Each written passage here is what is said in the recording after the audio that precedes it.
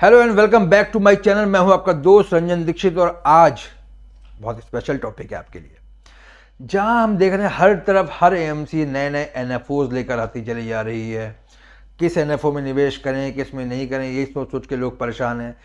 उसी बीच एक एएमसी ओएफओ लेकर आई है। जी हाँ, ओल्ड फंड ऑफर। ये एएमसी है डीएसपी म्यूचुअल फंड। इनका एक बहुत पुराना फंड है जो 1997 में लॉन्च हुआ था।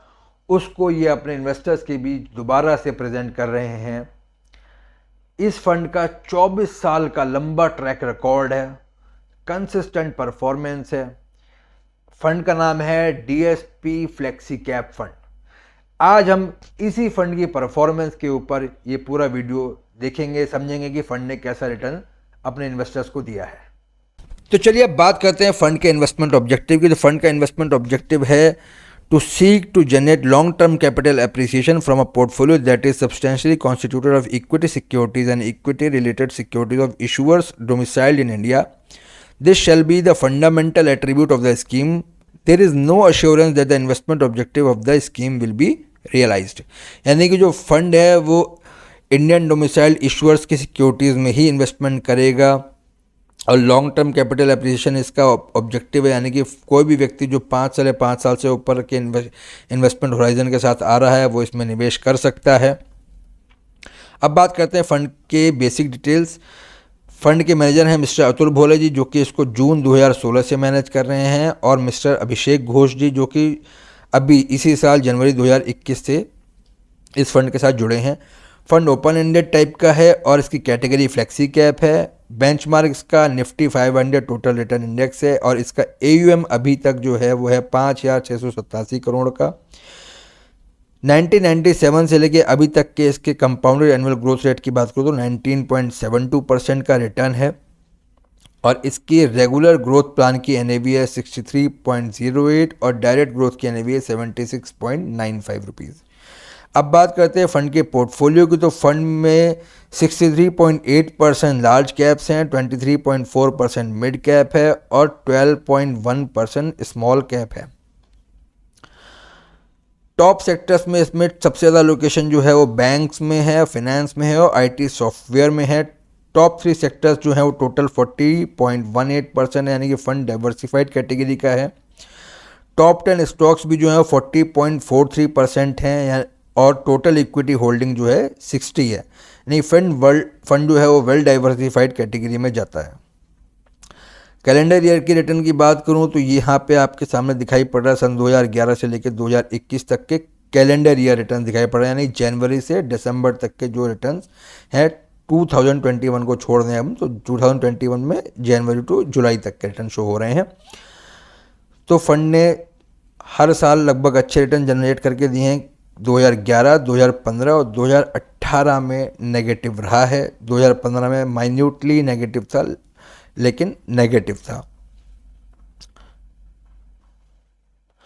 एसआईपी रिटर्न्स की बात करूं तो अगर पिछले 10 साल किसी ने अगर एसआईपी चलाई है 5,000 रुपये महीने की तो उसके टोटल डिपॉजिट हुए 6 लाख रुपीज़ और उसकी जो फाइनल वैल्यू है वो है 14,71,724 रुपीज़। यानी कि फंड ने बेहतर रिटर्न जनरेट करके दिया है एसआईपी के माध्यम से 17.12% का। एनएवी भी उतना ज़्यादा वोलेटाइल नहीं रही है जितना कंपैरिजन में हम देखते हैं कई बार और दूसरे फंड्स की रहती है।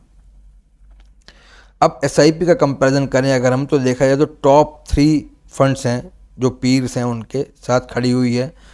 टॉप पर पराग पारिक फ्लेक्सी कैप फंड है जिसने 31.01% का रिटर्न जनरेट करके दिया है। यूटीआई फ्लेक्सी कैप फंड है जिसने 26.98% का दिया है और डीएसपी फ्लेक्सी कैप जिसने 24.72% का दिया है। ये वाला जो कंपैरिजन है मैंने ये नवंबर 2017 से लिया है क्योंकि इस कैटेगरी में एक्सिस फ्लेक्सी कैप थोड़ा सा नया फंड है, तो पुरानी हिस्ट्री ना होने की वजह से हमने सब फंड को बराबर से नवंबर 2017 से लिया है। अब डीएसपी फ्लेक्सी कैप की हम तुलना करते हैं उसके बेंचमार्क से। तो अगर बेंचमार्क से तुलना करी जाए तो 10 साल में जो बेंचमार्क ने 13.11% का रिटर्न दिया, लेकिन फंड ने 14.19% का दिया। 7 साल की कैटेगरी में भी अगर आप देखेंगे तो फंड ने बेंचमार्क को बीट किया है, 5 साल में भी बीट किया है, 3 साल में भी और 1 साल में भी, यानी कंसिस्टेंटली फंड ने अपने बेंचमार्क को बीट किया है। स्टैटिस्टिकल मेजर्स की बात करें तो फंड का मीन रिटर्न है 20.04, जबकि बेंचमार्क का रिटर्न है 17.03। फंड का जो डेविएशन है वो थोड़ा सा कंपैरिजन टू बेंचमार्क ज़्यादा है, 23.20 है, जबकि बेंचमार्क का 22.78 है। हालांकि ज़्यादा डेविएट करते हुए भी फंड जो है बेहतर रिस्क एडजस्टेड रिटर्न दे रहा है। शार्प रेशियो फंड का बेहतर है in comparison to its benchmark. Beta almost करीबी है। अल्फ़ा पॉजिटिव है 3.19। Alpha basically fund manager performance होती है, यानी कि फंड मैनेजर ने बेंचमार्क से ऊपर रिटर्न जनरेट करके दिया है। अब इसके टॉप 3 ड्रॉडाउन जो टॉप के हैं उनके बारे में बात करते हैं। तो पहला ड्रॉडाउन जो था उसमें फंड को लॉस हुआ था 56.08% का, जब फंड की एनएवी 4 जनवरी 2008 को गिरना शुरू हुई थी 15 रुपये 83 पैसे से, और 9 मार्च 2009 तक पहुंचते पहुंचते ये 6 रुपये 95 पैसे रह गई थी, और इसको रिकवर होने में लगभग 351 दिन लगे थे, और इसकी रिकवरी डेट थी 13 जुलाई 2010, जब फंड के एनएवी वापस अपने 15 रुपये 83 पैसे को क्रॉस करी। दूसरा बड़ा ड्रॉडाउन जो था वो 35.79% का लॉस था, जब 19 फरवरी 2020 से एनएवी गिरना शुरू हुई 46 रुपये से, और 23 मार्च 2020 तक गिरती रही 29 रुपये 55 पैसे तक, और इसको 171 दिन लगे थे रिकवरी में। रिकवरी डेट है 17 नवंबर 2020। तीसरा ड्रॉडाउन जो है वो 10 नवंबर 2010 से शुरू हुआ था और 20 दिसंबर 2011 तक चला, जब इसकी एनएवी 18 रुपये 64 पैसे 13 रुपये 28 पैसे रह गई। 28.75% का लॉस था, और इसको सबसे ज़्यादा समय लगा है इस ड्रॉडाउन को रिकवर करने में, लगभग 594 दिन का, और इसकी रिकवरी डेट थी 31 मार्च 2006।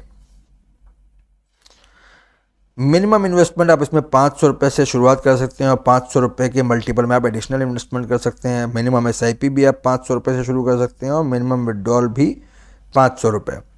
लॉक इन कोई नहीं है, ओपन एंड फंड है। एग्जिट लोड अगर आप 364 दिन से पहले पैसा निकाल लेने की सोचेंगे तो आपको 1% का एग्जिट लोड फंड को देना पड़ेगा। तो जैसा कि आपने देखा कि TSP flexi cap fund consistently perform करता चला आ रहा है। एसआईपी रिटर्न्स की बात करूं तो टॉप क्वार्टाइल में है, कंसिस्टेंट बेसिस पे अपने बेंचमार्क को बीट किया है, पॉजिटिव अल्फा जनरेट कर रहा है, यानी कि हाँ फंड मैनेजर की परफॉर्मेंस यहाँ पे शो होती है। अतुल भोले जी बेहतर तरीके से अपने इन्वेस्टर्स को रिटर्न जनरेट करके दे रहे हैं। फंड का अपसाइड कैप्चर रेशियो और डाउन साइड कैप्चर रेशियो भी बहुत बेहतरीन है, यानी कि 3 साल 5 साल 10 साल की कैटेगरी में फंड ने जो है वो बढ़ते मार्केट में बेहतर रिटर्न दिए हैं, और घटते मार्केट में डाउन साइड रिस्क को प्रोटेक्ट किया, यानी कम गिरा है फंड, यानी कि हमने इन्वेस्टर्स के रिटर्न को प्रोटेक्ट किया है। तो मेरे हिसाब से इस फंड को मैं 10 में से 9 नंबर दूंगा। कोई भी व्यक्ति जो इस फंड में निवेश करना चाह रहा है तो वो इसमें निवेश कर सकता है। कोई भी नया निवेशक जिसे कुछ समझ में नहीं आता उनके लिए भी कैटेगरी फ्लेक्सी कैप अच्छी रहती है, या लार्ज कैप कैटेगरी में उनको निवेश शुरू करना चाहिए। तो ये एक बेहतर कैटेगरी साबित हो सकती है अगर आप लॉन्ग टर्म एसआईपी करना चाहते हैं, या लमसम निवेश करना इस समय मैं आपको सलाह नहीं दूंगा, क्योंकि मार्केट हाई वैल्यूएशन जोन में खड़ी हुई है। तो यहाँ पर स्टैगर्ड वे में ही निवेश करें या एसआईपी के माध्यम से निवेश करें। उम्मीद है आपको ये वीडियो पसंद आया होगा। अगर पसंद आया हो तो अपने दोस्तों रिश्तेदारों के बीच शेयर करना मत भूलिएगा, और प्लीज़ मेरे चैनल को जरूर सब्सक्राइब कर लें। अब मुलाकात होगी अगले वीडियो पे, तब तक के लिए धन्यवाद।